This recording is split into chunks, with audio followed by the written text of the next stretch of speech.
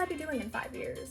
So hopefully by this point in 2026, I will be pursuing a doctorate degree at FSU for history.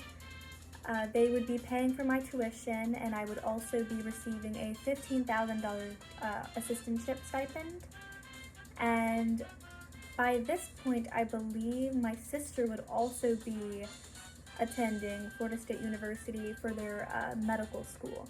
And so we'd probably be living very close, and I think that's really cool. In my free time, I would most likely try to take yoga classes because I've been wanting to do that for years now, and I don't really know why I haven't, but I just haven't gotten around to it yet. I would hike, maybe sketch or paint, and I have always loved reading, so I'll read. And if I am able to, hopefully start working on creative writing again, because it's something I used to really enjoy, and I stopped at some point, so it'd be nice to get back into that. Or maybe, as you can see here, I will just lounge about in the sun, tanning, and having a good time because I'm Floridian and I don't like the cold, so I'd rather stay in Florida.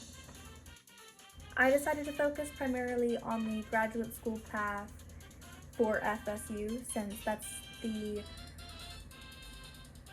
what I think I'm going to choose, to be entirely honest. I would have to take the GRE in the fall of 2022, so that's coming up real soon, and I need to get on that. I also would have to have my bachelor's degree. My GPA would have to be a 3.3 or higher, and I would have to include all the typical college application information, so a statement of purpose, a writing sample, and a resume. I looked into the courses, and I would have to take them at the 500 and 600 level. I really liked the options of Central Asia, since the Mongols, studies in Greek history and war, and society in the age of revolution, because I thought those sounded really interesting. I would be there for about 2 years, hopefully. The cost of tuition would be $16,000, not including like living costs and all of that. It would just be tuition. And my starting salary afterwards would probably be about $28,000, which I'm not gonna be rich, but I've accepted it, so it's okay. For my PowerPoint, I only included 2 out of the other 4 options, and I chose University of Florida and Georgetown. University of Florida is actually ranked number 1 in Florida for individuals who wish to receive a graduate degree in history. Courses of interest that I saw were Greek studies, the classics, and European studies. They also offer the same like assistantships, fellowships, scholarships, all the same financial aid options. The cost would be about $20,000, and my starting salary afterwards would still be about $28,000. And for Georgetown University, they have 2 different types of financial aid options, so it's the merit-based aid and the need-based aid. The cost would be nearly $44,000 for 18 credit hours a year. So just like 1 credit hour is about $2,300. That's a lot. But my starting salary would be $93,500, which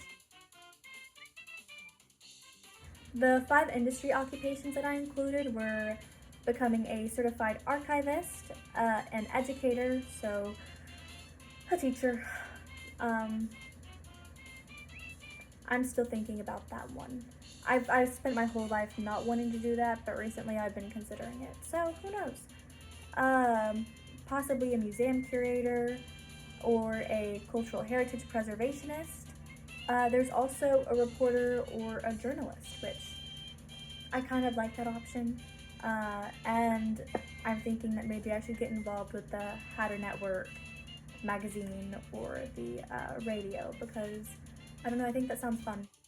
The alternative paths that I chose were being an artist, an author, and possibly van life, so to travel around and visit all the national parks. I included some basic guidelines for what I might have to do or what I would plan on doing.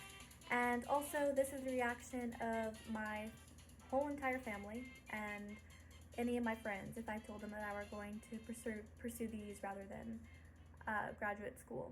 And so if you want to have a little bit of fun, I would look up this artist because all the paintings are super interesting.